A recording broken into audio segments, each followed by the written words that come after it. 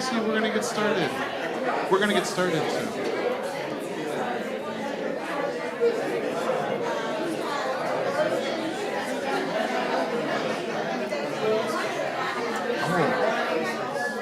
Well, Anthony would be.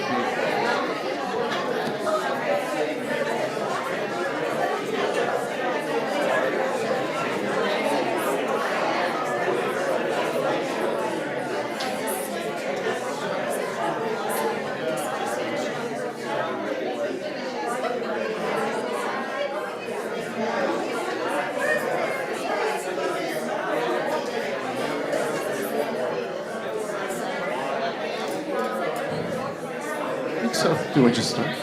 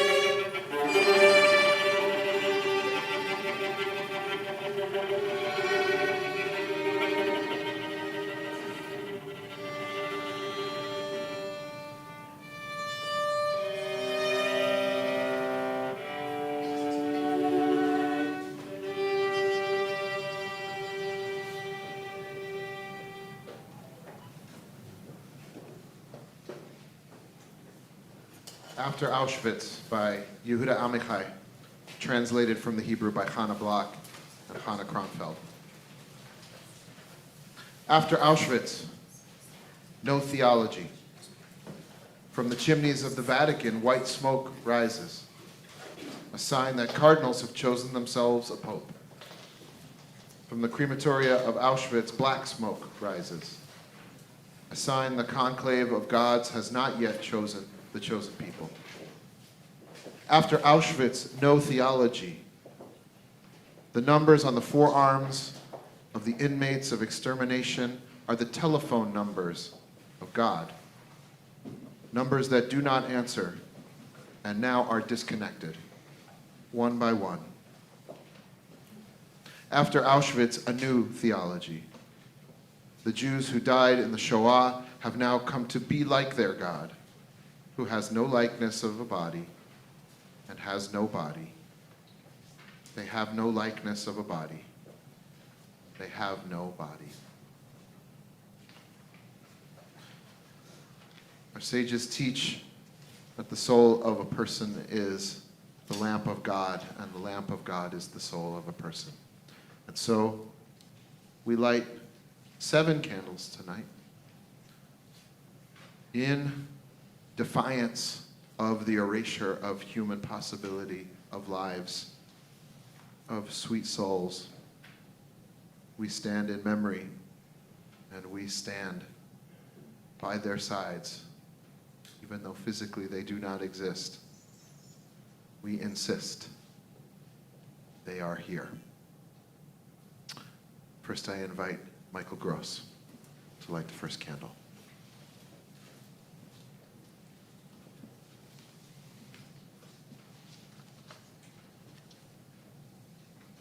This one?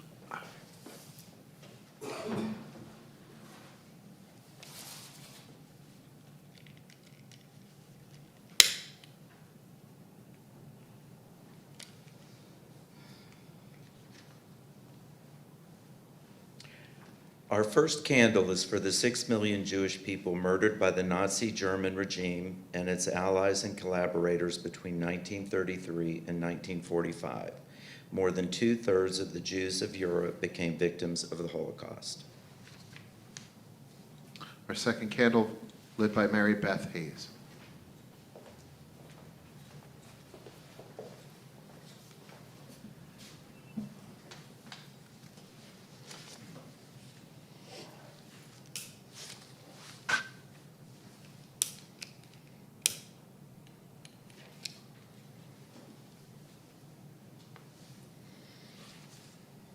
Our second candle is to the 1.9 million non-Jewish Polish and Soviet citizens who were also killed during the Holocaust.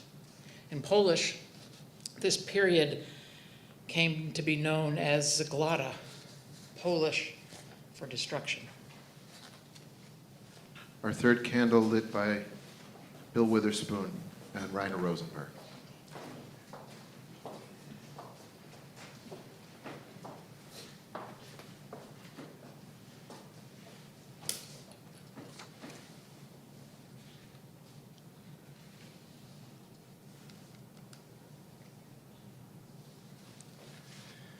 Our third candle is for the more than 250,000 Roma and Sinti people murdered in what they called the Porajmos, or Great Devouring. Like the Jews, they were targeted for perceived racial inferiority to the Aryan ideal invented by the Nazis.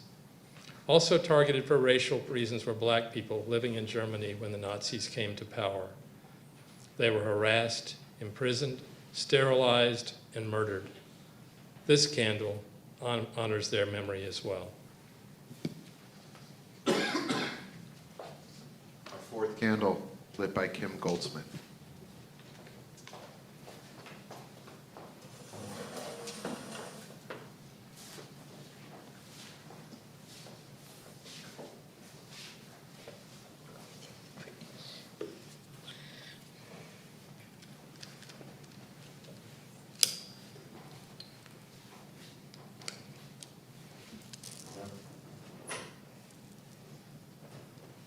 Our fourth candle is lit for people with disabilities. The 250,000 people with physical and mental disabilities who became the first targets of state-sponsored murder by the Nazi regime without the knowledge or consent of their families. Our fifth candle, lit by Amy Lighthill.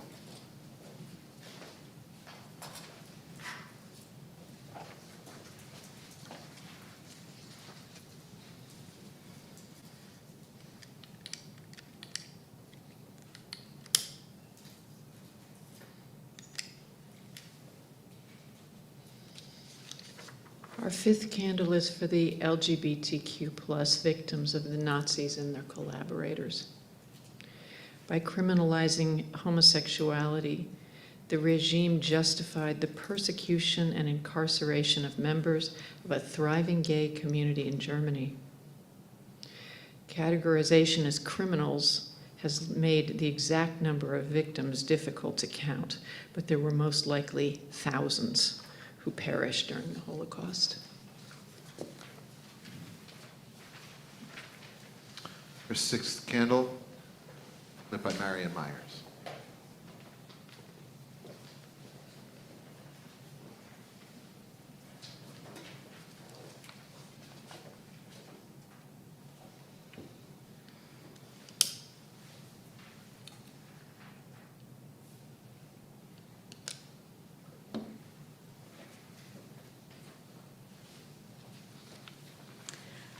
The Nazi regime devalued the lives of people convicted of crimes, subjecting them to slave labor and inhumane conditions in prisons and concentration camps. More than 70,000 repeat criminal offenders died while incarcerated. Also killed while in jail were 1,900 Jehovah's Witnesses who refused to swear fealty to the Nazi regime. Our sixth candle honors their memory. We add a seventh candle. We invite Julie Fishman.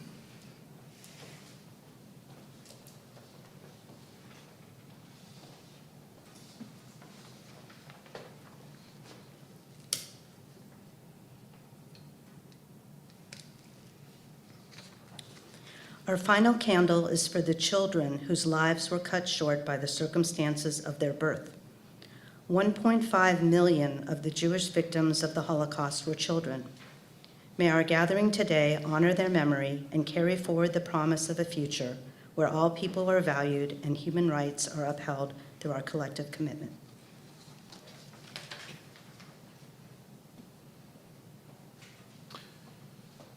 This additional candle in memory of the 1.5 million children killed in the Holocaust is a reminder for us that we are part of an international project called the Daffodil Project, a living Holocaust memorial whose goal is to plant 1.5 million daffodils in memory of these children. Daffodils were chosen both because of their resilience, but also because they resemble the yellow stars that Jews had to wear during the Holocaust. We have partnered with the Grant Park Conservancy, and thanks in part to Julie and her mom Linda and her family, you can visit CBH plot of daffodils. And our goals when we created this effort were, one, to commemorate the children lost in the Holocaust, also the children in peril now due to wars and other conflicts. Two, to educate children and the wider community about the Holocaust, anti-Semitism, and how to combat hate. And three, to create and innovate, to use this site as a springboard for further action. And it was in November of 2021 that we held a groundbreaking / education ceremony planting 2,000 daffodils at this garden site in the southwest corner of Grant Park at the Erskine Fountain. CBH Community School, children in grades 4 through 7 and their families, as well as members of the broader CBH community, participated in the planting. Events were held at the garden site this past March and as well as March 22 during the time when the daffodils were in bloom. Paintings of additional daffodils will occur periodically, and future plans include development of interpretive signage at the garden site. I think it's important how powerfully the message that we've received from the folks who made this happen about connection to current suffering.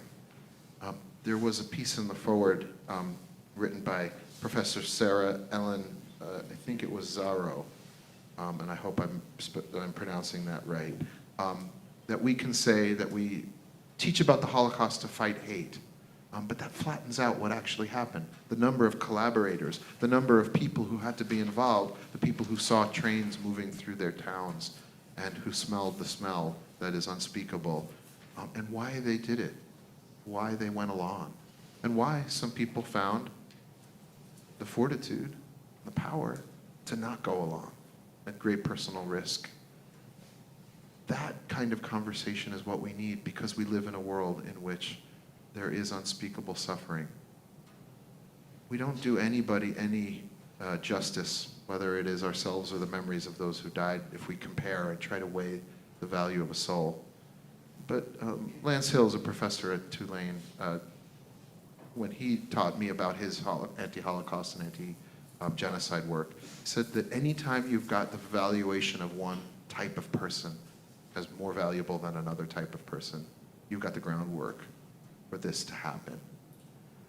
And so there might be not a number that can compare to 6 million or 12 million, but we know where it starts, and we know where it leads. So we plant these flowers, and we visit these sites, and we remember who suffers today, because never again must mean never again for anyone.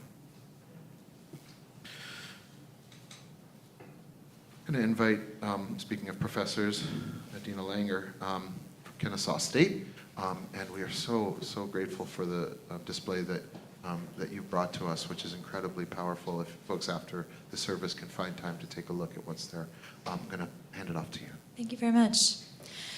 So coming from our thinking about the Daffodil Garden, our Daffodil Garden is both a site for commemoration and a form of commemoration. So the exhibit that you see in the back of the room right now, Words, Music, Memory, is all about commemoration as a process. It explores the notion that commemoration is an affirmative act of humanity that links the past to the present and generation to generation. It begins with the act of witness, with a decision of an individual to preserve their experience at a moment in time. In this case, the moment in time is the traumatic period of the Holocaust, and the experience is preserved through the written word, either poetry, diary entries, or memoir produced later in life. Once written, these words must be preserved. But that's not the end, that's only the beginning. The decision to publish these words of testimony exposes them to countless more people. And from there, they may be translated from language to language and medium to medium. When a composer finds words to set in song, they are part of that chain of commemoration. And when a performer performs those words, they literally represent a voice from the past, bringing the past into the present. The poem you are about to hear by Selma Mirbaum-Eisenker is one that inspired the process of exploration and development that led to the creation of this exhibit. Included in a song cycle written by composer Lori Lightman and performed by my dear friend, soprano Sheena Ramirez, this poem was written in 1941 by a teenage girl just months before a ghetto was created in her home city of Czernowitz, at that time, Romania, Bukovina. It's been a lot of different places. Despite the efforts of a sympathetic mayor, Popovici, thousands of Jews were deported to labor camps in occupied Transnistria. Eisenker was among them, losing her life to typhoid in December 1942, at the age of 18. Her words in this poem speak to the hope for a future that should belong to every teenager, a future of possibility and affirmation. And I'm calling on Miriam Karp to come read the poem.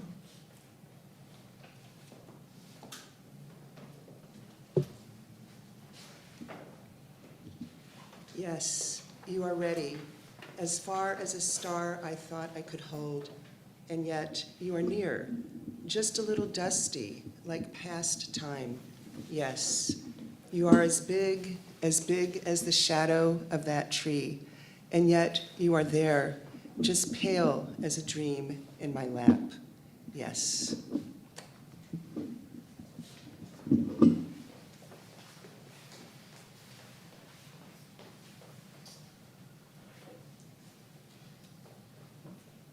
We know that there is legislation that is moving through this country that actually criminalizes remembrance, particularly in schools, because it might make people feel bad. And we, as Jews and a Jewish community, stand in direct opposition to that effort. So we say remembrance is a sacrament. We have a service called Yizkor. We remember. And on a night like this, we remember that remembrance is the antidote to rationalization. That once you remember, know, again, where we lead when we forget. And so, we have 4 folks tonight, some who are in person and some who are on Zoom, and they are going to do sacred work for us tonight. They are going to do the sacred act of remembering, to remind us of who was lost and what was lost, and remind us of our most cherished values. So I'm going to begin by inviting Michael Gross to share remembrances from his family.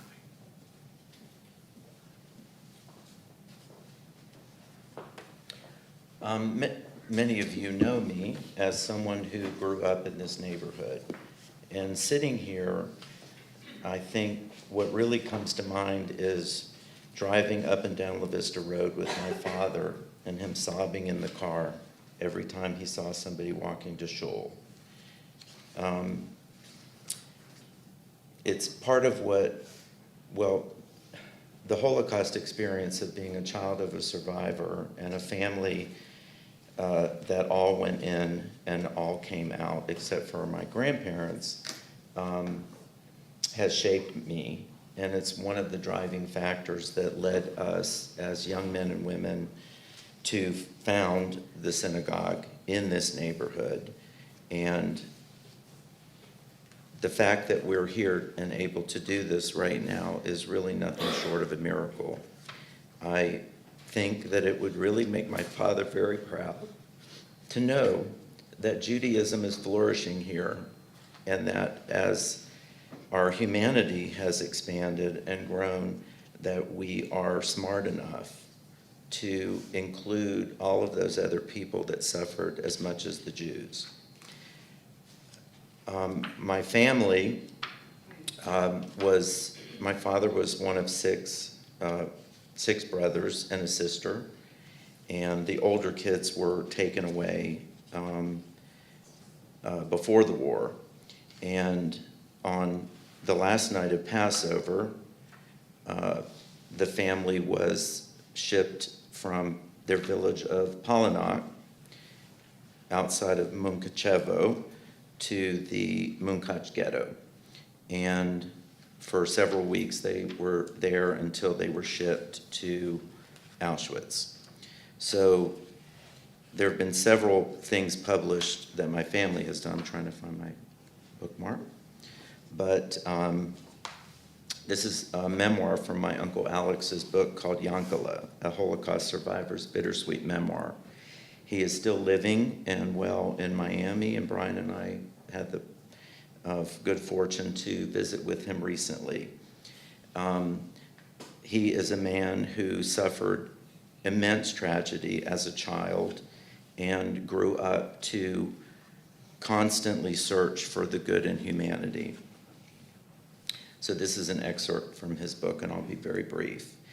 In 1939, when I was 11 years old, Carpathia was annexed by Hungary when Hungary collaborated with Nazi Germany. Once our area was controlled by the Hungarians, Jews had no way to escape Hitler's wrath, by the fascists, excuse me. Even Jews with money and visas to go to America were not allowed to cross over any fascist-controlled countries to board a train or ship. Jews were not allowed to enter Britain, Palestine, Australia, or South America.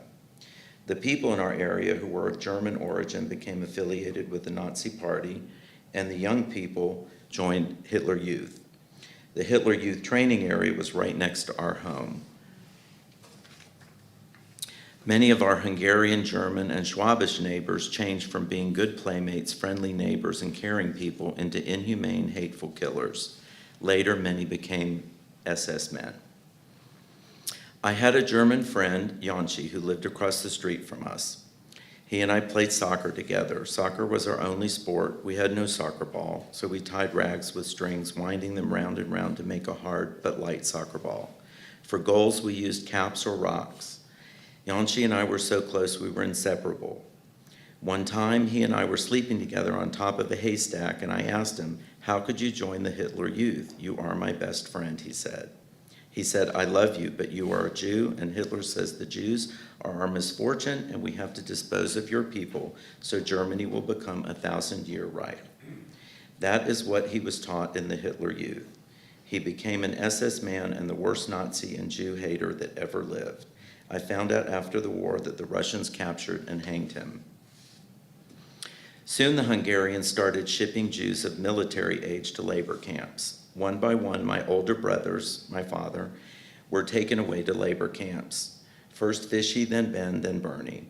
My father received notice to report for military labor. After 6 months, he was permitted to come home because his sons were away and his health was questionable. I was 11 years old when suddenly Hungarian militia ordered all boys 11 and up to report for military training, except the Jewish kids. Instead of paramilitary training, they taught us Jewish kids how to dig ditches and sweep streets and clean latrines.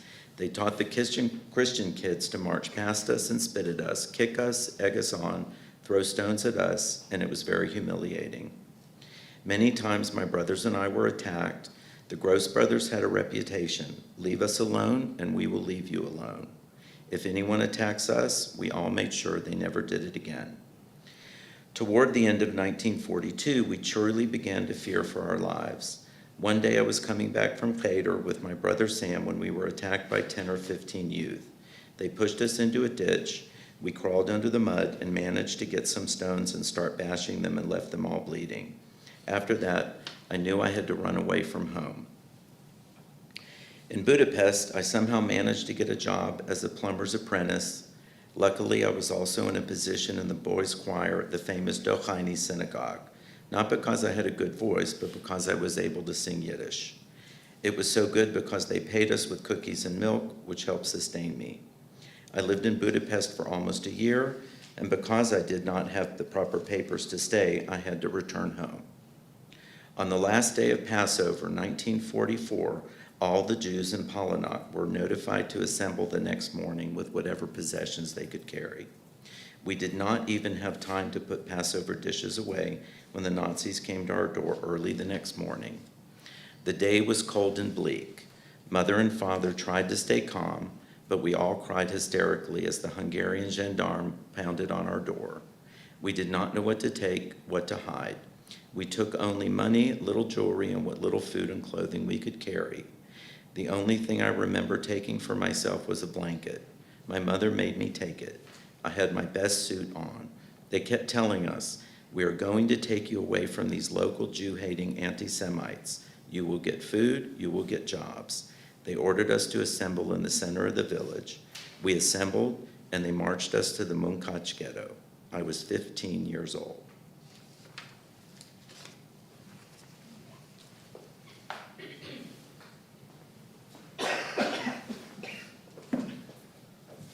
Invite Deblina Dada, speaking on behalf of her husband, Laurent.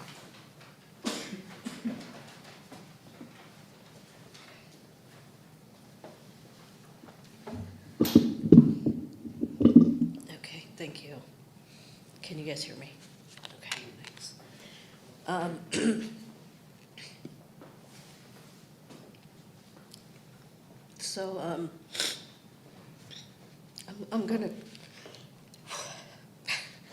gonna be speaking for my husband, Laurent Adler, who put together these words. This is the story of his father. He pieced together this story based on an oral history that my father-in-law dictated before he passed, and it's part of the Shoah Library collection. Like a lot of survivors, he never spoke about his experiences.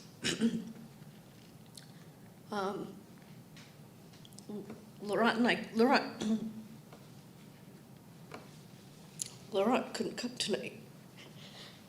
I have a hard time talking about this, but, this is our story. This is his story. And we will tell this story and tell it until we can't. And then our children will tell it, and their children. So, please bear with me. I've never read this before out loud, but here I go.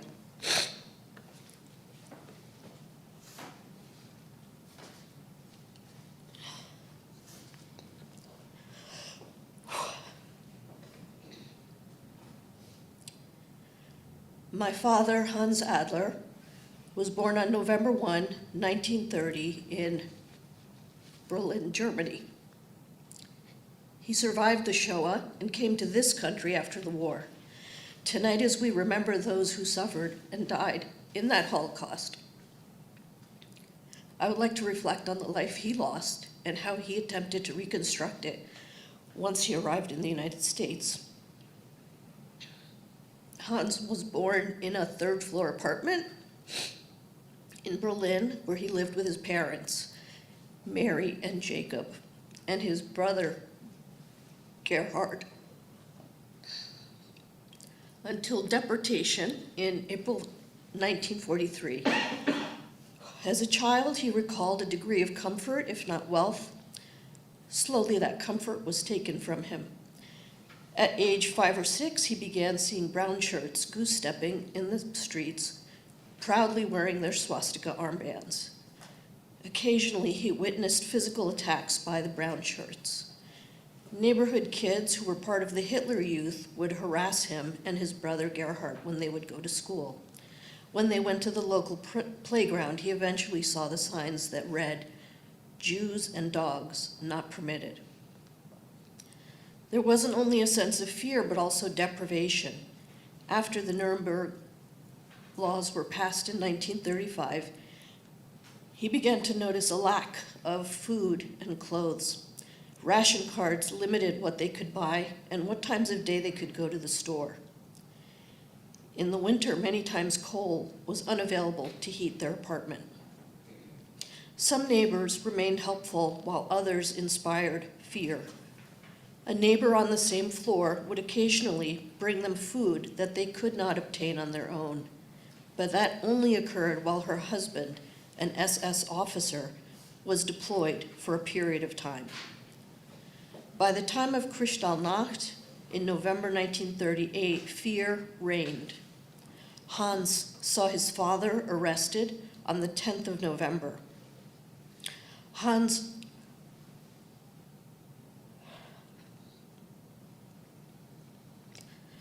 learned that his father had been held at Sachsenhausen. Fortunately, Jacob was released after 6 weeks, but by the time he returned, Jacob was almost unrecognizable, having lost a great deal of weight and most of his hair. These abuses continued until their deportation as a family on a Friday night in April 1943. Banging on the door revealed Nazis who gave them 30 minutes to pack a suitcase. They were transported around Berlin in the back of a truck that night, picking up one family after another until they finally arrived at a central collection point. While there, Gerhard contracted diphtheria and was separated. Because their father Jacob was a decorated World War I veteran, they were sent to Theresienstadt outside of Prague, which was not a death camp, but a transit center and a labor camp.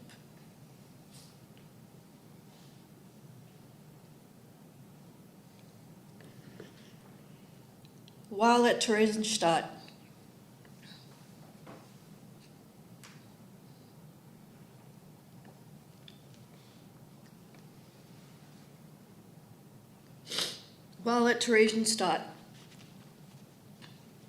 Hans was housed in cramped barracks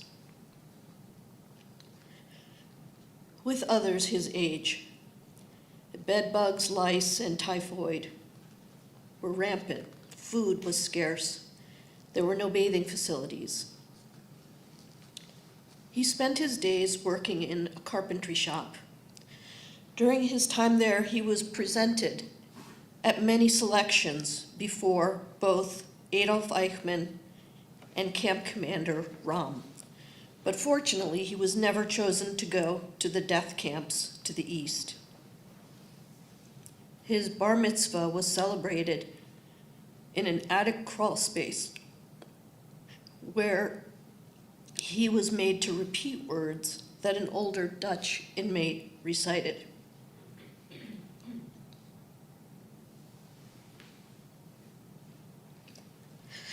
His bar mitzvah gift was 3 sugar cubes and a muffin. This was his life for nearly 2 years.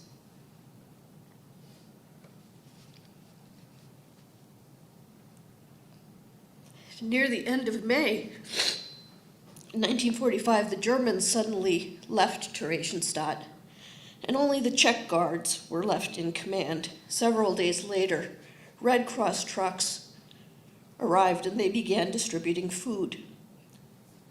Soon after, the Soviet army arrived and liberated the camp. Hans and the other inmates remained at Theresienstadt for another 2 months until a place for them was found. It was then that his trip to the United States began. 2 months after liberation, Hans was loaded into cattle cars and transported to the Deggendorf displaced persons camp. He was fortunate in that he found his parents and his brother. They stayed at Deggendorf for 9 months until they secured travel to the United States. Eric, his father's brother, had moved to the U.S. in the early 1930s and paid $150 per person for their visas. In May 1946, Hans's family boarded the Marine Perch transport ship. They arrived at New York Harbor on May 22, 1946, ready to become Americans. Unfortunately, their ship arrived after dark, so they had to wait on board until daylight so the ship could dock safely. Even that night, he began to learn about the new country where he was to restart his life. Looking over to Manhattan, he couldn't help but notice that most of the cars were bright yellow. It was only later that he learned that yellow cars weren't the American norm, but rather cabs driving through the city. And he was baffled by the large sign that said JUP, J-U-P. What could that mean? He soon learned that it was a drink called 7-Up. Everything in America was to be different and difficult for his family, but they were grateful to be here. After being met at the pier by Uncle Eric, the family members got split up again. Hans, who changed his name to Henry, went with Uncle Eric and briefly stayed in Manhattan. His parents went with some cousins in Brooklyn, and his brother went home with some other cousins in Vineland, and they all moved very often during their first few months in America. In his new life, Henry worked at a bakery before and after school.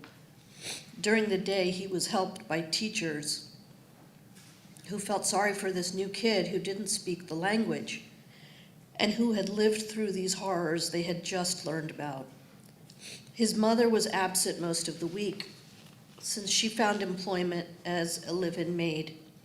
So Henry, at age 16, learned to cook and clean and care for his father.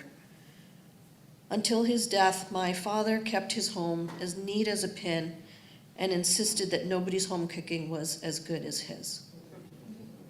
His father, Jacob, was also glad to be in the U.S., but frequently found himself despondent. A successful businessman in Germany, the only work he could find was in a brush factory boiling animal bristles. He often got laughed at by others for not speaking the language or understanding basic instructions. Like every other refugee, Henry did not find it easy to assimilate into his new country. He tried very hard to learn English and fit into his high school. As soon as he could, he signed up for the army and fought in Korea. Later in life, he recalled the curious young men from the faraway places called Texas, Oregon, Georgia, that he met while in basic training. And as an older man, he recognized that he had spent much of his adult life trying to become as American as possible without losing any of his Jewishness, which would have landed a victory to the Nazis. After he retired, he tried to help others in his situation. He worked with new, mostly Russian immigrants, teaching English as a second language. He knew the struggle many Americans have, and he worked to make their transition to our country successful. I am proud to remember him tonight.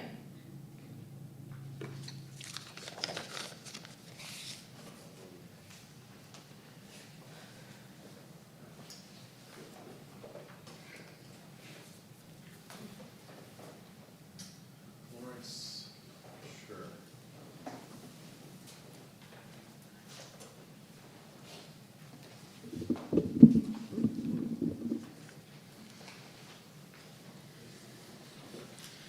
We are going to hear an excerpt from my composition, Hyala's Waltz.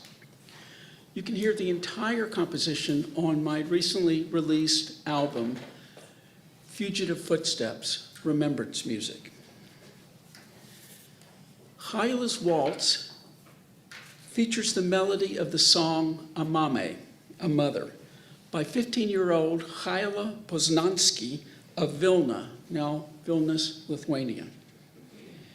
She used this melody for the lamenting lyrics she created following her mother's concentration camp imprisonment. While Poznansky herself later perished in the Holocaust, her song survived.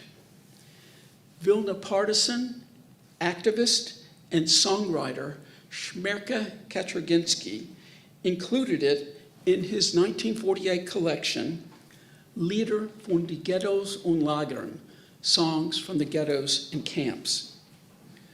Poznansky wrote her song to remember her mother, and I wrote Hyala's Waltz to remember her.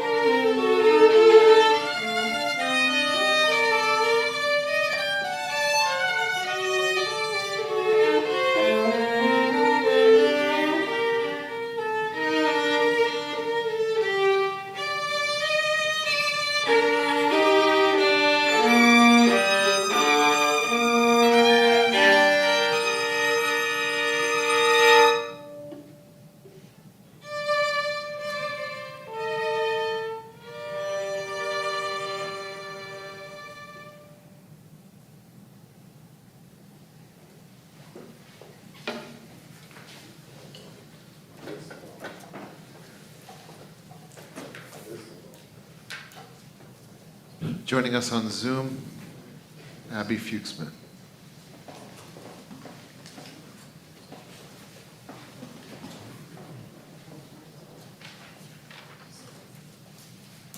Hi, everyone. I'm assuming you can all hear me.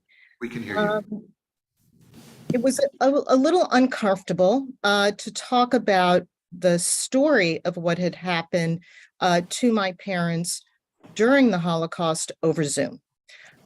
Both my parents were Holocaust survivors. My father survived 4 concentration camps, my mother 2. They were both coincidentally in the Lutch ghetto, but didn't meet until a blind date in New Orleans, which is very sweet. But today I'd rather talk about, I'd like to focus on life's questions from the perspective of a Holocaust survivor. Starting with a simple question I asked my father many, many, many moons ago. How much do we each need to suffer as individuals to be considered a good Jew? My father's answer was pretty simple. No one was put on this earth to define another's suffering, or for that matter, their happiness. We are our own responsibilities to be the best person we each can achieve. And there's a Viktor Frankl paragraph that beautifully defines my father's expectations of himself as a Jew. We had to learn ourselves, and furthermore, we had to teach the despairing men that it did not really matter what we expected from life, but rather what life expected from us. We need to stop asking about the meaning of life and instead to think of ourselves as those who were being questioned by life, hourly and daily. Our answer must consist not in talk and meditation, but in right action and in right conduct. Life ultimately means taking the responsibility to find the right answers to the problems and to fulfill the task which constantly sets for each individual.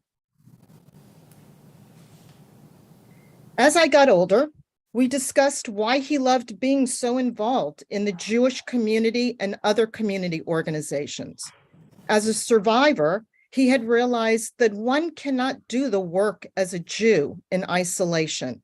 He saw and believed in a shared voice, and a loved knowing that he was not alone when he used his voice to fight oppression and racism. Max Fuchsman was one of the first individuals to speak about the Holocaust and his experiences as a survivor in New Orleans, and many of those lectures were to non-Jews. He always believed it was important to raise Holocaust consciousness. Even after the war, while waiting to immigrate to the United States, he became part of a small committee who achieved getting a monument erected in the DP, displaced persons part of Bergen-Belsen, before they left. The first monument to survivors anywhere. He never denied what he had been through, nor did he wear it as a badge of sympathy. There is one tidbit he left me. He believed that Judaism, nor Jewish identity, should be focused on the Holocaust and a history of persecution. He saw Judaism as a life-affirming, and that it needs to be shown to their children and their children's children as a great joy and not as a burden. In the same way, he believed that the Holocaust was not the definition of Judaism. He believed his experiences in the Holocaust would never define him as the full man he was. Rabbi Harold Schulweitz. Memory contains an ambiguous energy. It can liberate or enslave, heal or destroy. The use of memory carries with it a responsibility to the future. May the memory of all my mother's family, except for her, she was the lone survivor, and my mother now that she has passed, and my father's family be a blessing and always remembered.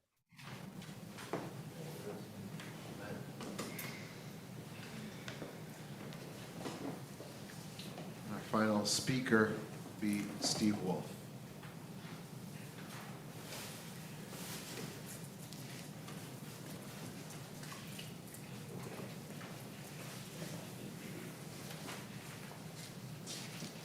My story is a little bit different, and surviving takes on different formats and different circumstances. Many of my family, anticipating what they thought was happening, were able to leave Germany even before Kristallnacht. My mother, my father, their mothers left under a very unusual circumstance, which I'll explain in a moment. The two relatives who remained and survived were two brothers, my father's first cousins, who made it through Auschwitz and escaped when the camp was opened. My father was a German first and a Jew second, and my mother was very skeptical of all that was happening. At the age of 27, about a year before Kristallnacht, she convinced my father, who was a wine merchant, to go to the United States on the premise of trying to find exports to New York City for the wines that were being cultivated in the Rhine area. While he was away, she sold everything they owned. And when he returned, identifying that there's no hope for them there because he didn't speak English, he didn't understand the culture, nor this enormous city called New York, and was quite furious at what she had done. He then was encouraged by her to take back, receive any monies that were owed to him for deliveries of wines to multiple wine merchants throughout the greater Frankfurt, Germany area. And it was about that time that Kristallnacht occurred. She encouraged him to finish this up, but as you know, part of the Kristallnacht decree was that anyone who owed Jews anything no longer had to obligate themselves to that commitment. Upon trying to do this, this is where my pain was born. He was severely beaten, and resulting in a ruptured kidney. They had managed to find a sponsor in New York.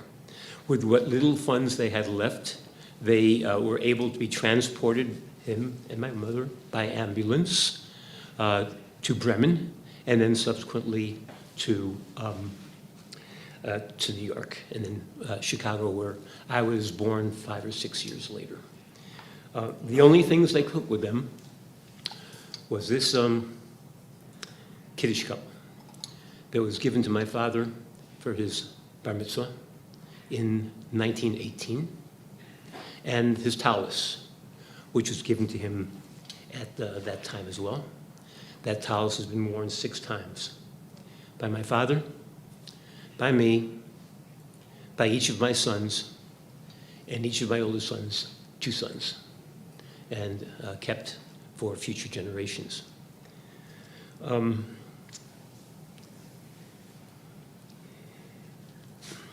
My father died when I was 3 of a cerebral hemorrhage because of hypertension. There were no medications for high blood pressure back in the 40s. And he could not receive a kidney because there was no such thing as transplants back then. The ultimate irony of all of this is that our first son, Joshua, named after my father, Hugo, was born on my father's birthday. And my son, Josh, is a transplant nephrologist who, had that existed at the time, would have saved the man after whom he was named.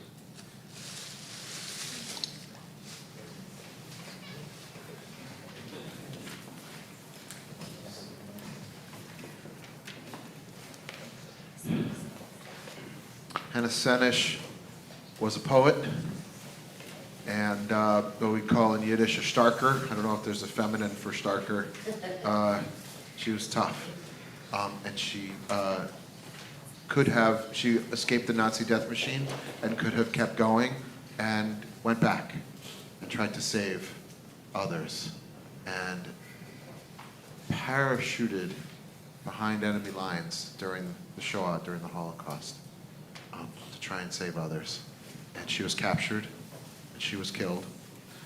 But her song, Eli, Eli, this powerful prayer poem, continues.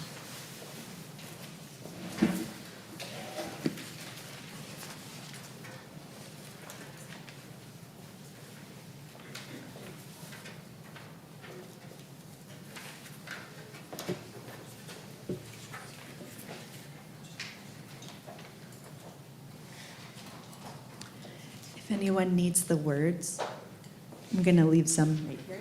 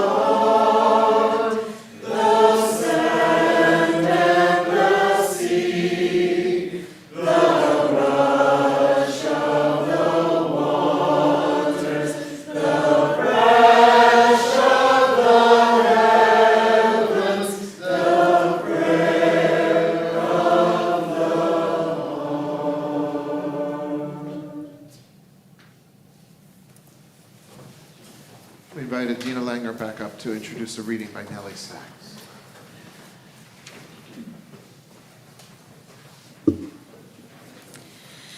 As Hannah Sench's words speak to the power of resistance and persistence, 1966 Nobel laureate Nellie Sachs has come to be seen as a poet of remembrance.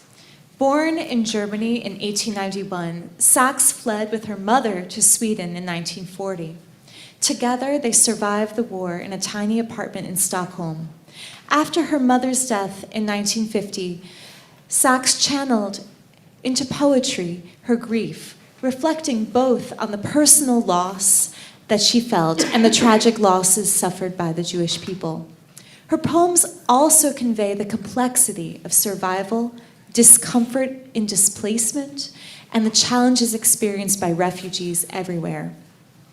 Lauren Scher's choral setting of the poem I'm about to read, World, Do Not Ask Those Snatched from Death, is featured in his new album of remembrance music, Fugitive Footsteps, just released in March from Navona Records. This version of the poem is from the collection Oh, the Chimneys and was translated by Ruth and Matthew Mead in 1970. World, do not ask those snatched from death where they are going. They are always going to their graves. The pavements of the foreign city were not laid for the music of fugitive footsteps. The windows of the houses that reflect a lifetime of shifting tables heaped with gifts from a picture book heaven were not cut for eyes which drank terror at its source. World, a strong iron has cauterized the wrinkle of their smile. They would like to come to you because of your beauty, but for the homeless always wither like cut flowers. But we have found a friend in exile, the setting sun. Blessed by its suffering light, we are bidden to come to it with the sorrow which walks beside us, a psalm of night.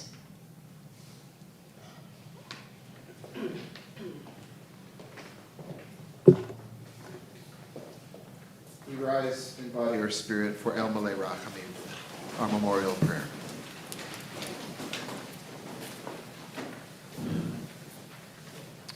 El Malay Rachamim, Shochen Bamromim, Hamsei Menucha Nechona, Tachat Kanfei Hashchina.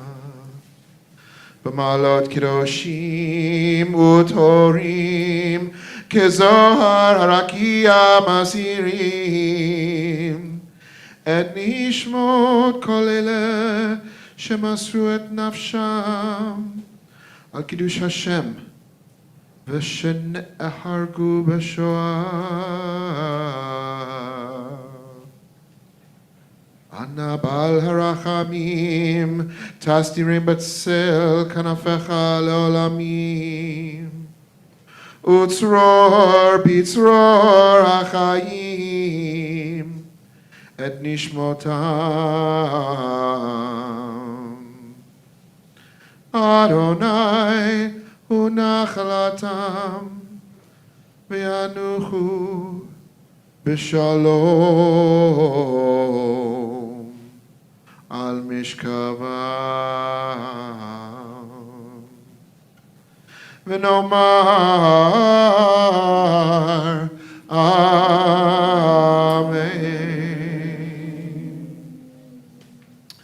El Malay Rachamim, God full of compassion, who dwells in the heavens heights, give proper rest between the wings of your Shekhinah, of your presence, amid those who shine like the brightness of the sky,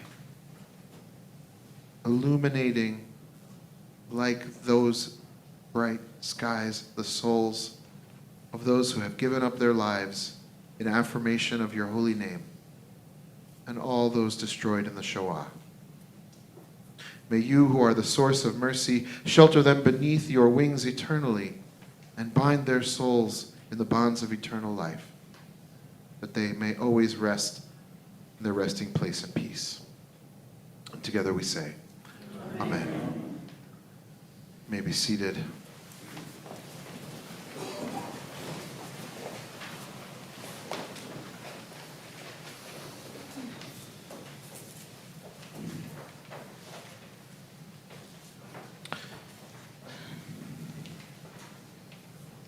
In a minute we're going to sing together, or we'll hear sung, Ani Ma'amin. And I want to tell you a little bit about this song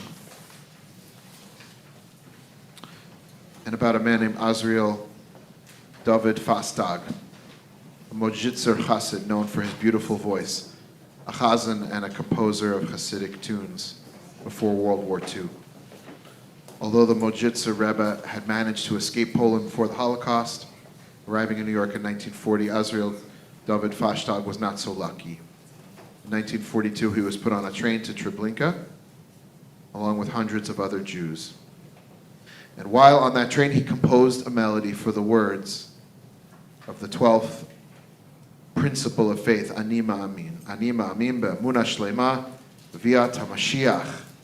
I believe with perfect faith in the coming of the Messiah, and even though the Messiah may delay, nevertheless, I wait each day for him to arrive. Azriel David began singing the song, at first quietly and eventually with his full voice. Soon everyone on this train was singing the moving, haunting melody together with him, as they were transformed from human wreckage into beacons of hope and faith. After some time had passed and they had sung the melody many times, Azriel David asked for silence and announced he would give half his heavenly reward to anyone who would deliver this new melody to his revered mentor, the Mojiser Rebbe in New York. The idea seemed crazy. How would any of them, prisoners on a locked train to a death camp, manage to get Ani Ma'amin to New York? Nevertheless, though the train was locked from the outside, two young boys still managed to escape off the train through a gap in the roof of one of the carriages. One was killed falling from the train, but the other made it to New York, where he delivered the melody to the Mojitzer. The Rebbe was deeply moved by the melody, the story of its composition, and he told his followers, with this tune they went to the gas chambers. With this tune, we will march to greet Moshiach, Messiah. Imami.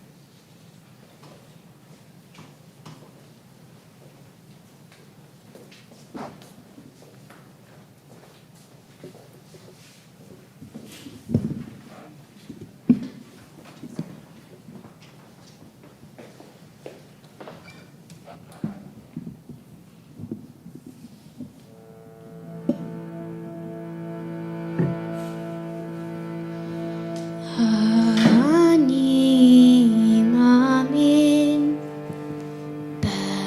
באמונה שלמה בביאת המשיח. אני מאמין ויאהב על פי שיתמנה עם כוסה אחת קלה בכל יום שיבוא ויאהב על פי שיתמנה עם כוסה אחת קלה בכל יום שיבוא.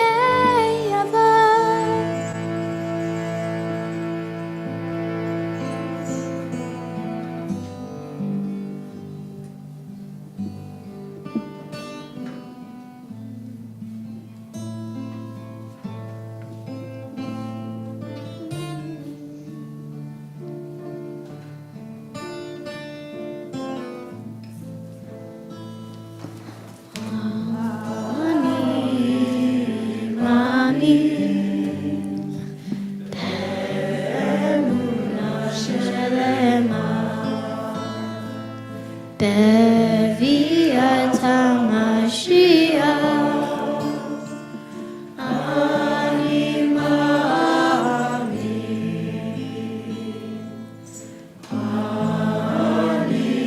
אני מאמין באמונה שלמה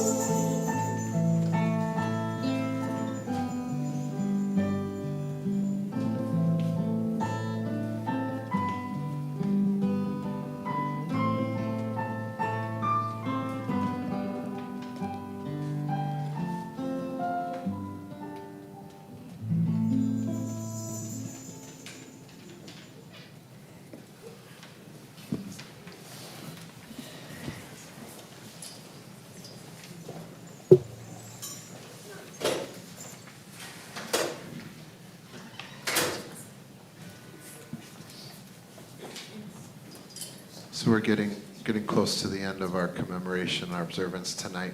I want to thank, first of all, Abby, who's here helping us in the back. Thank all of our speakers tonight. Thank Michael and Bonnie and the chorus. I want to talk, we got most of the kids who are here. I want to talk to the kids just really briefly. I bet most of your friends don't go to services like this. This is not something that people you know in your class go to. And I bet your parents and the people who love you have to think about, like, are we going to go to that? You know, like, we're going to go to that thing? That's going to be hard. I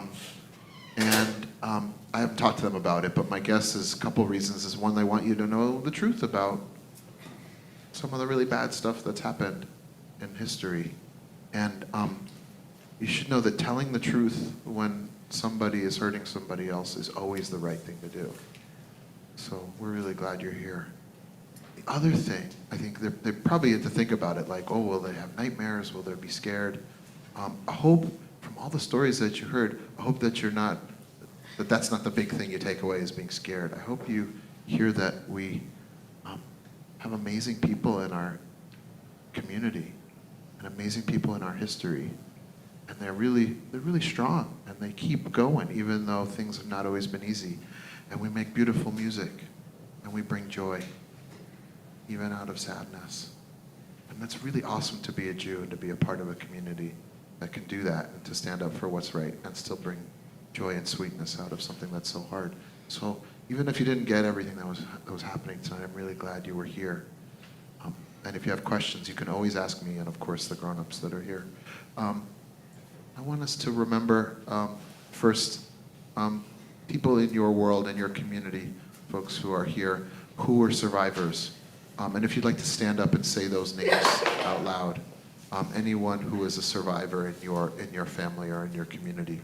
And if you say them loud enough, I'll try to repeat them for the folks on Zoom. So invite folks with survivors in their family to stand up and say those names. Marie Hebner. Murray Hebner. Lisa Stone. Risa Still.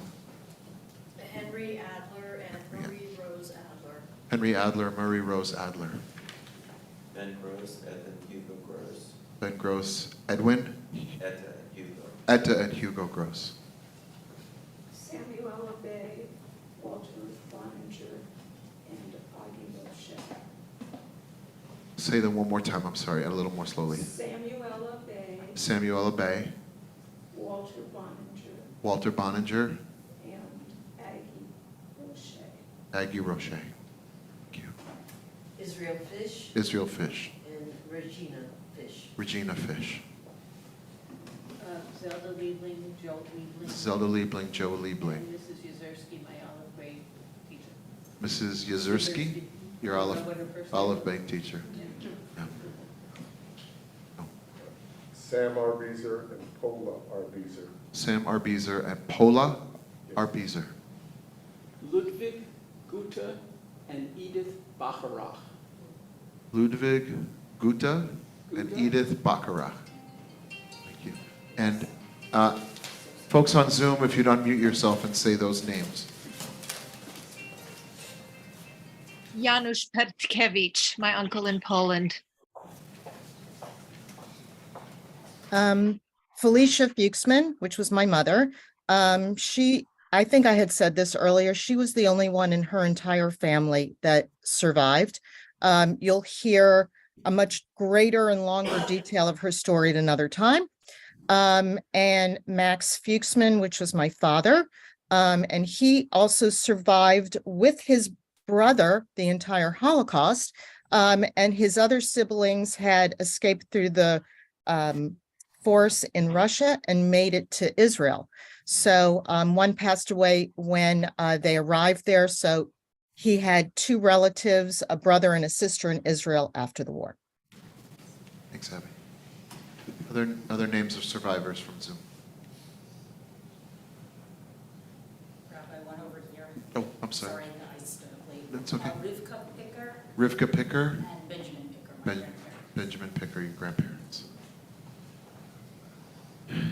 And Our final communal act will be to say Kaddish Shitom, obviously our remembrance prayer, which is said in between parts of the service. You've heard me say this at Shiva sometimes, and is also said in between parts of a person or a community's existence. And in our case, it's the time that the folks that we're going to remember in a minute walked with us, and the time in which their memories and their values live on. And so I'm going to invite you to stand up if there are any victims of the Shoah that you would like to share the names. And excuse me again, if you say them slowly and loudly, I'll repeat them for the folks on Zoom. Marie Ebner. Etta and Hugo Gross.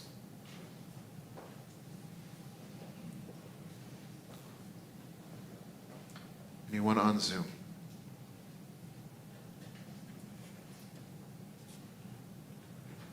Of course, there are so many unnamed, and so even though it is not traditionally our custom to rise as a community, I'm going to invite you, if you would be willing to do so, to rise in body or spirit after we say Kaddish together. There will be music from Sarah and David. Again, please take a look at the exhibit that's here, thanks to Adina. And let us be moved by this service in order to act in the world for sweetness and light and love. Yitkadal v'yitkadash shemei rabbah, be'alma divra chirute v'amlich malchute, b'chayechon v'yomechon, b'chaye b'chol beit Yisrael, ba'agalah u'bizman kariv v'yimru. Amen. Yehei shmei rabbah mevarach le'olam ulal me'almaya. Yitbarach v'yishtabach v'yitpa'ar v'yitromam v'yitnaseh. V'yit hadar, v'yit alev, v'yit halal, shemei dekudasha, barichu. Le'ela min kol birchata v'shirata, tushbachata v'nechemata, damiran bi'alma. Amen. Yehei shlam araba min shemaya, v'chayim aleinu v'al kol Yisrael, v'yimru. Amen. Oseh shalom b'mromav, hu ya'aseh shalom, Aleinu v'al kol Yisrael, v'al kol yoshvei tevel, v'yimru. Amen. Zecher tzadik livracha, the memory of our righteous ones is always for a blessing. Latov.